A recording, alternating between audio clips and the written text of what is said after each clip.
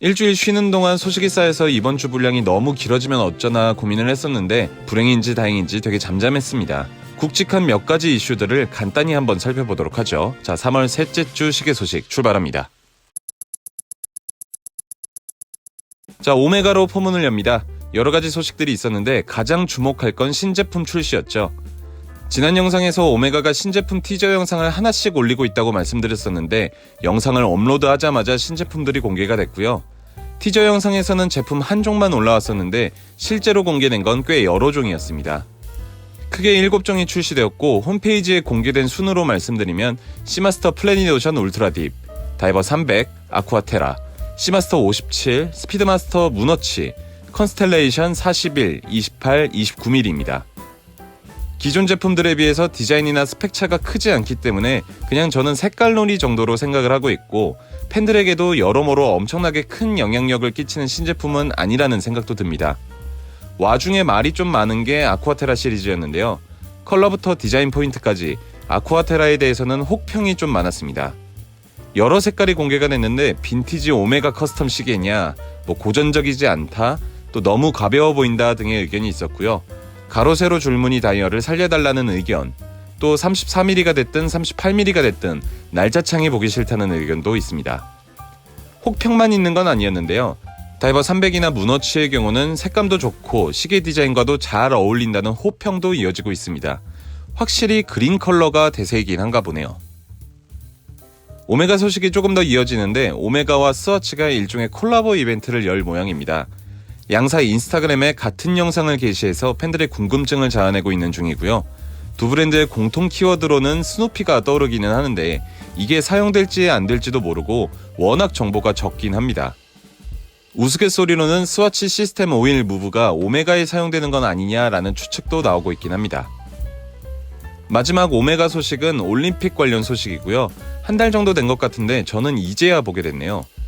지난 베이징 올림픽에서 첫 메달을 거머쥔 황대현 선수와 최민정 선수가 오메가 코리아로부터 베이징 올림픽 한정판을 증정받았습니다.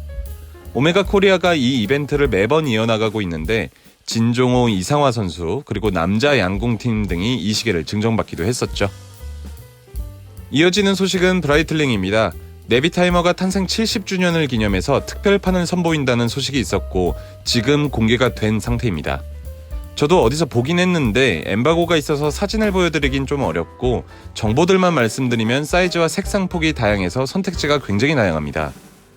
당연히 자사 무브를 사용했고 가장 말 많던 로고는 근본을 살렸습니다. 저는 네비타이머가 가진 투박한 투러치의 느낌보다는 조금 세련되게 변했다는 느낌을 받았고요. 언제 엠바고가 풀려서 인터넷에 공개될진 모르겠지만 빨리 많은 분들이 보셔서 궁금증을 해결하셨으면 좋겠습니다. 티소에서도 재밌는 소식이 이어집니다. 먼저 PRX고요. 티소 SNS를 통해서 35mm 출시가 확실시되었고 해외 커뮤니티에서는 실물을 봤다 등의 이야기가 많이 돌고 있습니다. 당초 4월로 출시 이야기가 돌고 있었는데 5월, 6월까지 보고 있는 경우도 많아졌고요. 거기에 미국을 포함한 해외 공식 홈페이지에서는 녹판이 등록되었습니다. 쿼츠와 오토매틱 버전 모두 공개되었고 가격은 기존 제품과 같습니다. 녹판 관련해서 영상도 유튜브에 하나씩 올라오는 중입니다. 요건 40mm고요. 이미지 컷으로 보면 녹판인데 영상으로 보면 녹색과 에메랄드의 중간 어딘가에 있는 느낌이네요. 외에도 블루 다이얼 기준으로 가죽 스트랩 버전도 추가되었고요. 금통, 그러니까 골드 버전도 추가되었습니다. 재미있는 건 크로노그래프 버전도 공개된 건데요. 아직 공식 홈페이지에서는 찾지를 못했지만 해외 커뮤니티 위주로 스펙과 디자인 샷이 유포되고 있습니다. 디자인은 엄청나게 예쁘고 저는 제니스의 시계가 떠오르기도 했네요. 근데 기존 PRX보다도 더 큰 사이즈와 두께를 보여주고 있습니다. 거기에 가격도 좀 많이 높아져서 벌써부터 쿼츠 크로노그래프 버전을 희망하시는 분들도 많습니다. 추가로 티소 스트랩 이야기도 있습니다. 최근부터 모든 스트랩에 퀵 릴리즈 버튼을 포함한다고 하고 또 NBA 스트랩도 출시가 되고 있습니다. 가격도 그리 높지 않고 티소 스트랩은 평이 좋기도 하죠. 특히 NBA 컬렉션은 농구 좋아하시는 분들에게 큰 매력이겠습니다. 이건 굳이 티소 시계가 아니어도 되니까 좋아하시는 분들은 구매하시면 되겠네요. 브로바에서 재밌는 제품을 공개했습니다.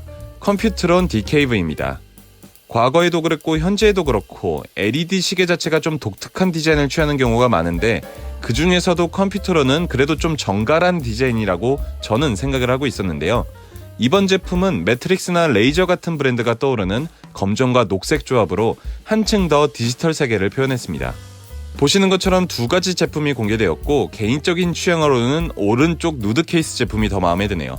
아직 브로바 홈페이지에서도 찾아볼 수가 없고 발매 예정이라는 이야기만 돌고 있습니다. 독특한 기능과 이야기거리가 더 담겨 있는데 그거는 출시가 되면 더 자세히 알아보기로 하고요. 가격도 $450라서 크게 부담 없는 가격으로 시작합니다. 론진에서도 신제품을 출시할 예정입니다. 인스타그램을 통해서 티저 영상을 공개했고 3월 23일 공개 예정입니다. 영상을 좀 살펴보면 별 5개가 보이는 다이얼과 또 베젤이라든지 언뜻 보이는 4개의 핸즈를 통해서 스피릿 GMT 버전이 출시되는 걸로 추정되고 있습니다.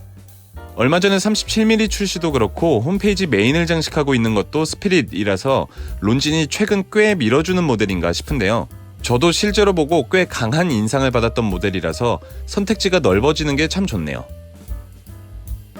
지난주에 최근 5년간 시계 판매 랭크라는 이름의 도표를 하나 본 게 있습니다. 이게 어디서 나왔는지 누가 만들었는지는 확인을 못했으니까 그냥 가볍게 봐주시면 좋겠고 전제되는 거 없이 이 도표만 봤을 때 재미있는 점들이 많이 있었습니다. 롤렉스가 부동의 1위를 차지하고 있는 건 말할 필요가 없고 2위 자리를 굳건히 지키던 오메가가 작년부터 까르띠에에게 밀린 것도 확인해 볼 수가 있습니다. 오메가가 이렇다 할 히트작이 없기도 했고 또 최근에 오메가가 평이 오락가락하고 있어서 22년 그러니까 올해에도 3위 자리를 유지할 수 있을지도 의문이네요. 중간부를 좀 살펴보면 중간부 브랜드들은 앞서거니 뒤서거니 자리 싸움을 하고 있는데 리차드 밀과 브라이틀링이 급부상하고 있다는 점, 또 티소가 쟁쟁한 브랜드들을 제치고 꽤 상위에 랭크하고 있다는 점, 또 태그오이어와 IWC의 자리 싸움이 치열하다는 점, 또 쥐도 새도 모르게 스와치가 사라진 점, 또 이건 기준 문제일 수는 있지만 일본 브랜드 3대장 세이코, 시티즌, 카시오가 하나도 없다는 점 등이 포인트가 되겠습니다. 모든 시계 브랜드 통틀어서 제가 제일 좋아하는 브랜드가 오메가인데요. 이 오메가가 1위 자리를 한 번도 차지하지 못한 것도 또 그 와중에 3위로 밀려난 게 참 아쉽습니다.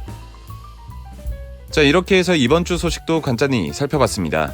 제가 지난주까지 굉장히 정신없는 시간을 보내서 작은 이벤트들까지는 잘 다루질 못했는데 이제 마무리가 되어가고 있으니까 더 좋은 소식들 모아서 들려드리도록 하겠습니다. 자, 그럼 저는 더 좋은 영상으로 찾아오겠습니다. 감사합니다.